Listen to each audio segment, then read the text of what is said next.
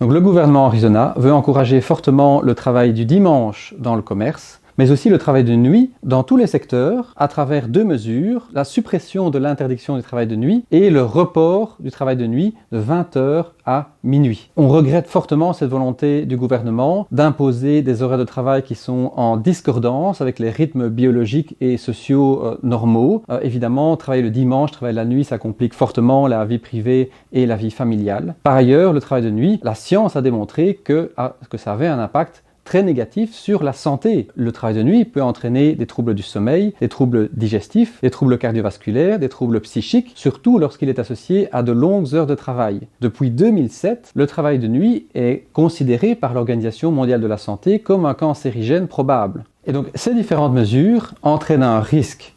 Le risque, c'est que dans les secteurs où le travail de nuit existe et où il est compensé par des primes de nuit, ces primes sont octroyées en vertu de conventions collectives de travail. Si les heures entre 20h et minuit ou les heures de nuit sont considérées comme des heures normales de travail, malgré leur impact négatif direct sur la santé, il y a le risque que les employeurs dénoncent ces conventions collectives de travail, c'est-à-dire décident de ne plus les respecter. Et par ailleurs, dans les secteurs ou les entreprises qui n'ont pas encore de primes de nuit, considérer ces heures comme des heures normales de travail sape notre capacité à négocier des sursalaires, des primes pour ces heures inconfortables de travail. Au niveau de la CNE et de la CSC, on est favorable à maintenir les interdictions du travail de nuit et du dimanche là où elles existent pour protéger la santé des travailleuses et travailleurs, mais aussi pour protéger leur vie privée et familiale. Et par ailleurs, on se bat pour supprimer toute norme de blocage des salaires contraignante et pour maintenir le mécanisme d'indexation des salaires pour garantir de bons salaires